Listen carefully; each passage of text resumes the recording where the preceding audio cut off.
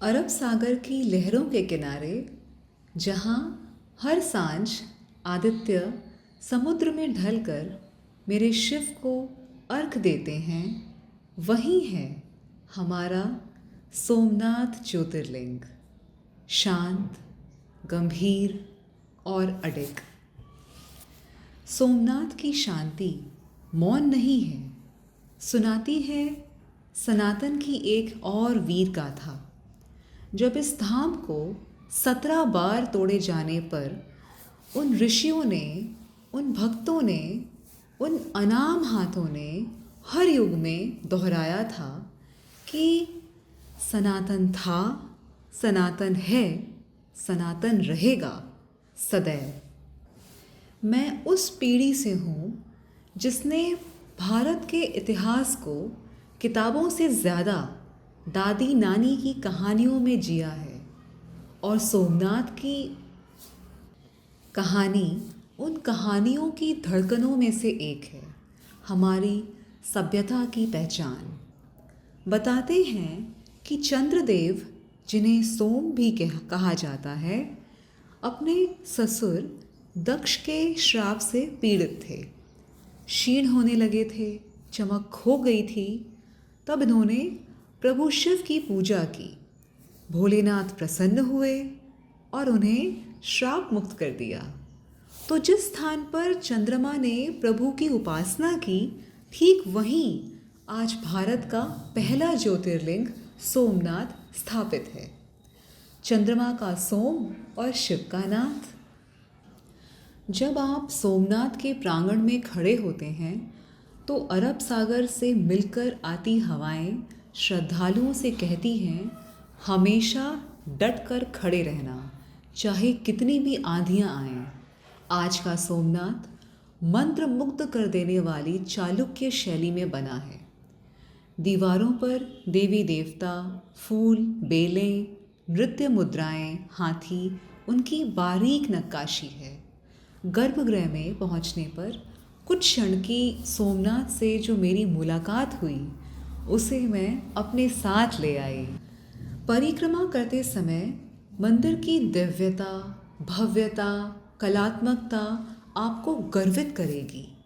आपका मन बार बार गर्व लेगा कि हमारी आस्था को 1, 2 नहीं, 10 नहीं, बल्कि 17 बार खंडित करने का दुस्साहस करने वाले की बेचारी आत्मा को कैसा लगता होगा कि भाई इतनी बार इनको परेशान किया, धोखा दिया, लूटा, मार काट मचाई, जितना विध्वंस सोच सकते थे सब किया, पर जो असल में करना चाहते थे, मिटाना, वो नहीं कर पाए। हर बार किसी भक्त के दिल में, किसी राजा की भुजाओं में, किसी कारीगर की उंगलियों में सोमनाथ फिर से पहले से ज़्यादा भव्य होकर खड़ा हो गया। यह मंदिर संरचना नहीं, यह सनातन का चरित्र है। उम्मीद है शायद उन्हें समझ आ जाए कि यह सनातन है, ना आदि ना अंत। समुद्र की लहरें यहाँ उद्दंड नहीं हैं, धीमी हैं, शांत, शिव जैसी। प्रांगण में लगी बेंचेस पर बैठकर आप सहज ही अंतर्ध्यान हो सकते हैं। एक तरफ शिव है, दूसरी तरफ समुद्र। ज्योतिर्लिंग के पास ही है सोमनाथ बीच। हम यहाँ 4 बजे पहुँचे। मैंने यहाँ माँ के बाल स्वरूप को देखा, आनंदित, उन्मुक्त, स्वच्छंद। माँ अपनी साड़ी संभालते हुए लहरों पर चलती। कभी कहीं से कोई तेज बहाव आ जाता तो नन्ही उरू जैसे खुशी से हाँ करती।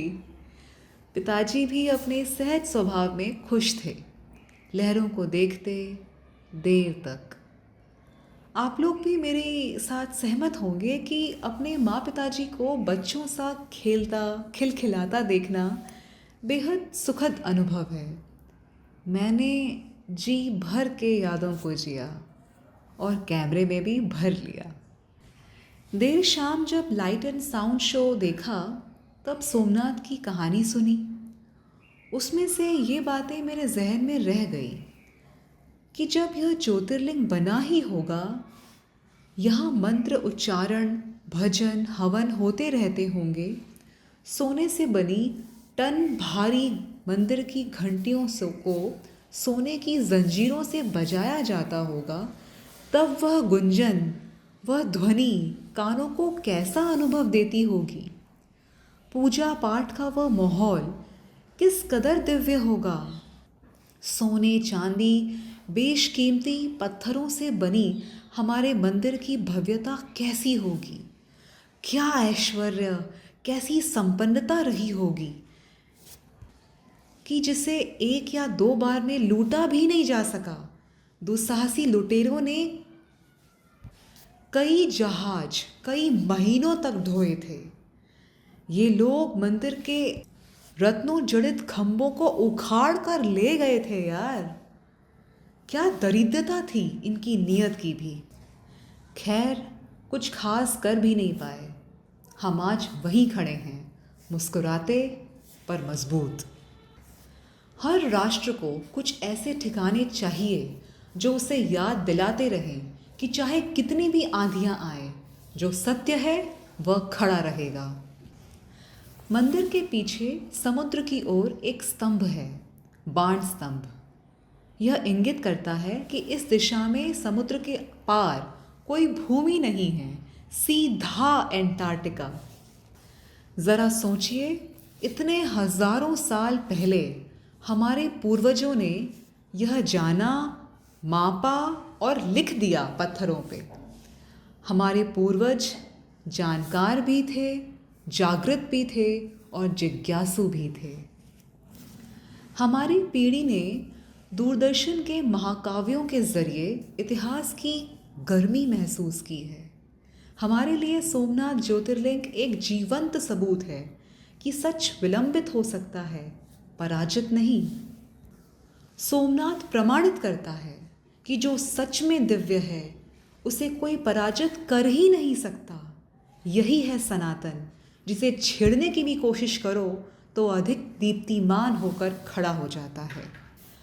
सोमनाथ दर्शन ने मुझे यह सिखाया कि समय बदलता है, ढांचा टूट सकता है, पर आत्मा वो नहीं टूटती। विश्वास चोटिल हो सकता है, ढह नहीं सकता।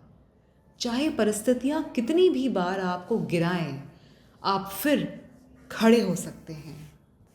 इस दृष्टिकोण से भी समझा जा सकता है कि सोमनाथ ज्योतिर्लिंग भारत की धरोहर होने के साथ हमारी अपनी कहानी है। तुम्हें कोई गिरा सकता है, पर तुम्हें गिरे रहना है या उठ खड़े होना है, यह तुम्हारा निर्णय है। सोमनाथ कहता है, सनातन हूँ, अनंत हूँ, अडिग हूँ और तुम भी। ओम नमः शिवाय। इस मंत्र उच्चारण के साथ मिलते हैं कहानी ग्राम पे।